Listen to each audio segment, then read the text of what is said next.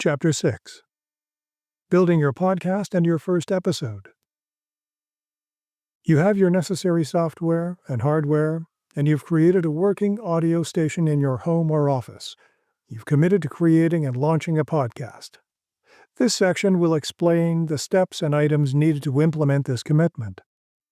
The examples discussed emphasize moderate creativity with ease of execution. As a new podcaster, you will learn many new skills along your journey. Practice and time are key to developing these skills. Also know that the information presented here may be complemented by other forms of instruction, such as other podcasts, tips available on social media networks, blogs, and YouTube channels.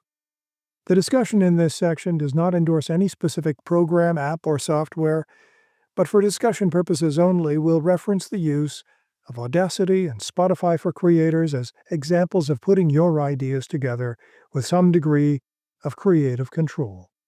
Of course, you will require a downloaded version of the free open software Audacity and a registered account with Spotify. With these tools ready for use, there are a number of items you'll want to consider. A photo. As with many apps, platforms, and social media, or anything online for that matter, users often have an opportunity to insert a profile picture into their account. We don't always use our true photos, sometimes using emojis instead. It is important in podcasting to use a real photo of yourself, at least somewhere in your foundation of online properties. Readers often feel the need to look at the author of the book that he or she is reading. Similarly, podcasting is an intimate medium between creator and listener, and a good photo can help reinforce the connection between the two. The photo may end up being part of your brand, in fact. A logo. Begin thinking about colors and shapes that A. appeal to you, and B. embody the essence of your podcast. You don't have to create a logo for yourself. You don't even have to pay a graphic artist to produce one. A number of apps feature an option to configure visual logos for the podcaster. You can incorporate your photo, or you can create a logo separate from your personal image. The logo is highly important. This is what will accompany every episode. This is what will be visually displayed in the listings, such as Spotify, Amazon Music, and Apple Podcasts. Your logo will be the face of your podcast for most listeners. A name or moniker.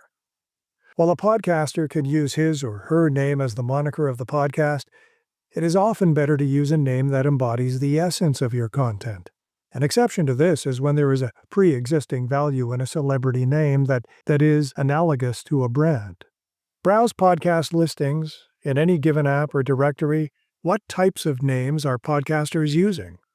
What types of names do you find appealing? And do you think your listeners might find appealing? Simple is best.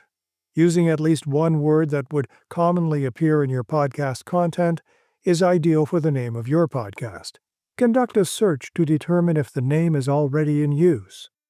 You might want to conduct a name search within the service providers that sell and register website names, as your podcast name will also be useful as the title of a website or a blog.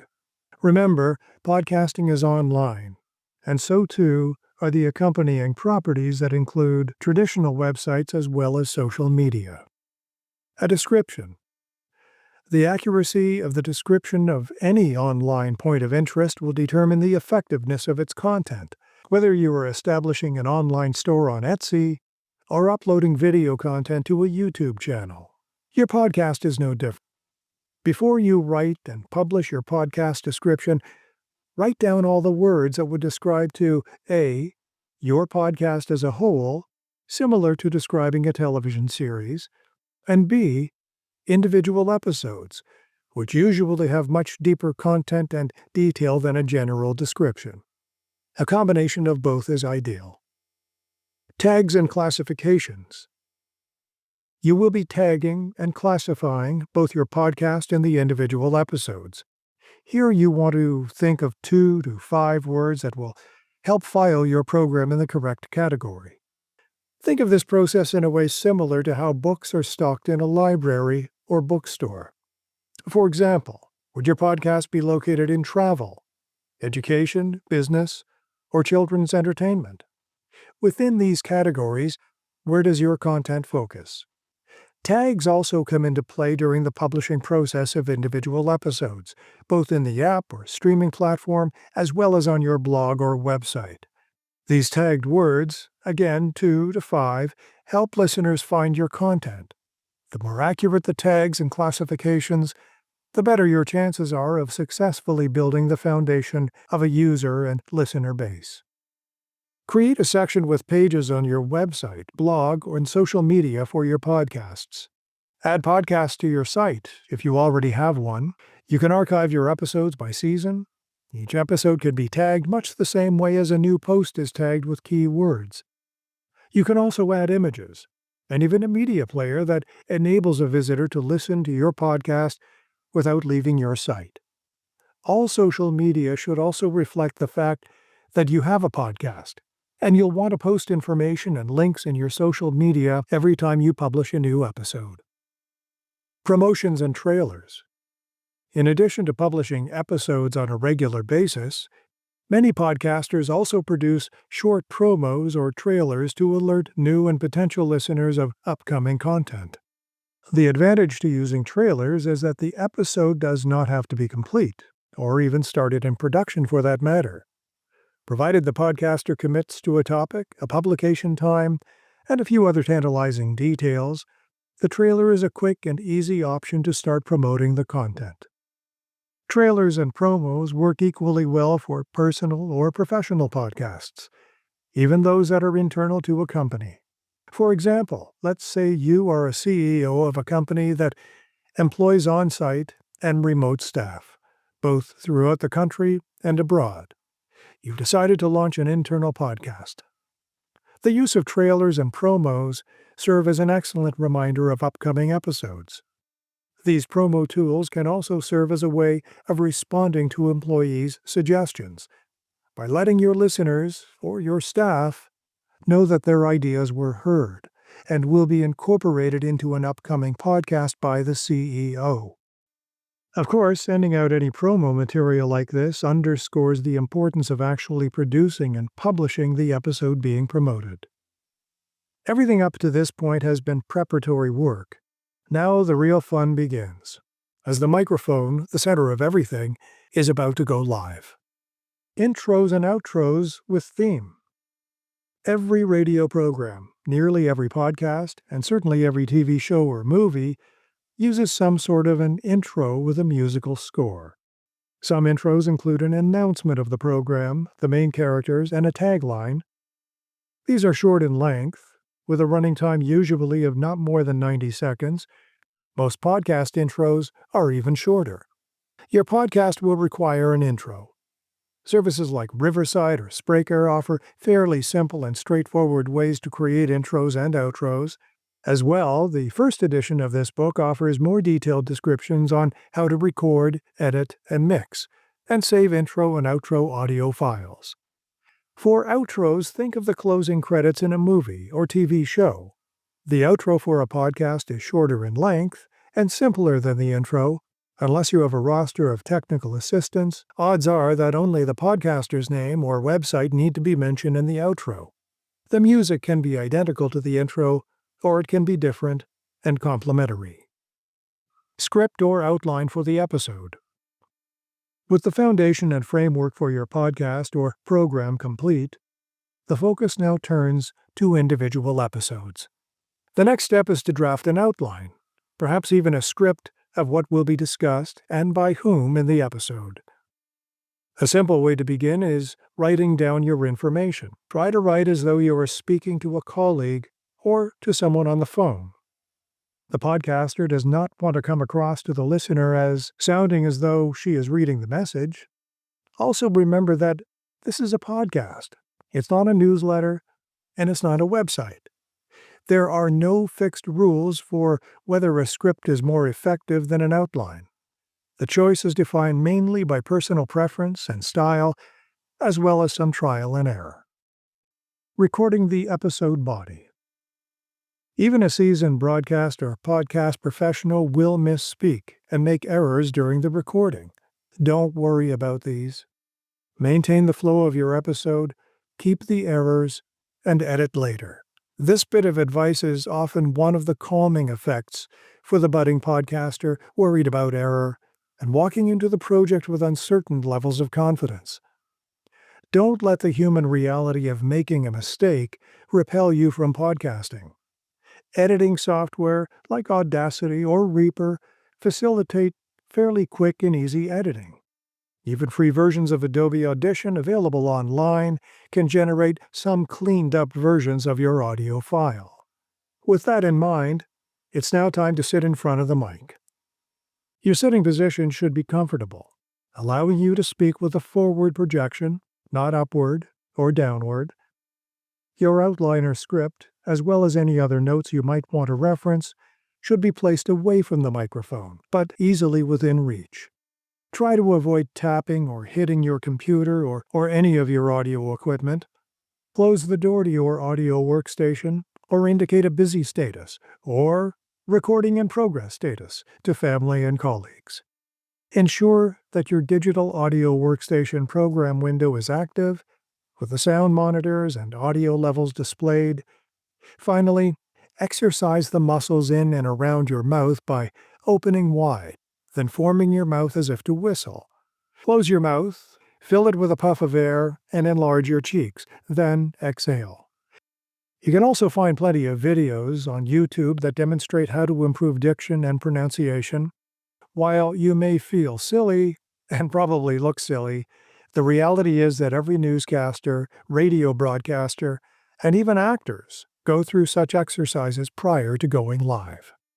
With the microphone a few inches from your mouth, tap the record button on your screen and start talking to your listeners. When you err in your delivery, or when you simply don't feel satisfied with a particular sequence, pause for a few seconds, then continue speaking. It's also possible to pause the recording, but doing so can distract the podcaster from the task at hand, speaking. Remember to end your episode body with a sign-off, such as, "Visit our website for more information. I'm Jane Doe, the CEO of Company ABC. Thank you for listening." Of course, modify this to meet your particular needs and circumstance. Editing and cleaning up the episode body. Okay, you now have an audio file ready for polishing. With your headphones or earbuds on, start your playback. You will be cleaning things up at this point. You can cut the mistakes and dead space, those areas where you paused before correctly restating the sentence, as well as any excessive pauses at the beginning and the end. The basic features of an audio editing program allow the podcaster to adjust so much more, including tempo, treble and bass, noise, loudness, or echo, and these tools and effects only get more sophisticated with the professional level versions.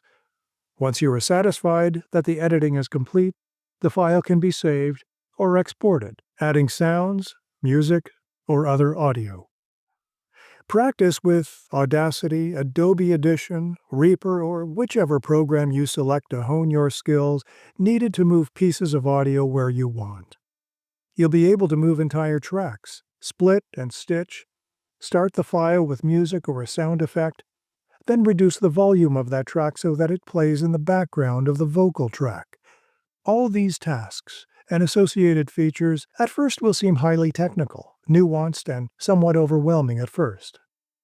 But if the sorts of creative input described in this section are what you want in your podcast, then practice, practice, and practice. Publishing and listener access. Some podcasts or episodes might not be suitable for public consumption. In this case, the enterprise option available on some platforms, such as Podbean, can publish content intended for public as well as privately accessed consumption. Another approach to episodes that are strictly intended for a private audience is to compress and share the audio files through a company intranet or email distribution. Finally, there is an outsourced option, which can be costly, but allows for the recording, production, hosting, distribution, and access of podcasts. Such companies tend to offer excellent service, albeit at a price that can be off-putting for some small businesses. In addition to the few enterprise options available, the podcast industry is growing exponentially. The enterprise models for businesses represent a key area that is still underserviced, but this gap is being addressed as the world of podcasting grows. Distribution. Several platforms automatically distribute published content to multiple streaming platforms and apps. However, you might want specific targets of distribution that haven't been included in your platform's publication reach. If this is the case, you copy the RSS, that powerful feed we discussed in an earlier chapter, and you supply this information together with the details of your podcast to the streaming service or directory in question. Most receive and review such requests from podcasters. Within short order, your podcast will likely be live and available through a growing distribution of platforms. Activate and optimize your online opportunities. Some blogs automatically generate podcast content to embedded media players in a user's site. Podcasters also need to look at their inventory of online properties and to ensure that every possible opportunity for episode archives and links are fully optimized. Share newly published episodes with your foundation of online properties and contacts, a process that is quite often as easy as tapping a button or two. Like learning to ride a bicycle, you will make mistakes, but you can only truly learn by doing it. Print material, like the print version of this book, can serve as a good accompaniment. Video instruction and demos are also highly useful. Audio conversation can help clarify points and offer additional instruction. However, diving in and experimenting and making mistakes is the most effective option to master the craft of building your podcast. Podcasting Explained, the audiobook, is a production of Henley Point. For more information visit henleypoint.ca.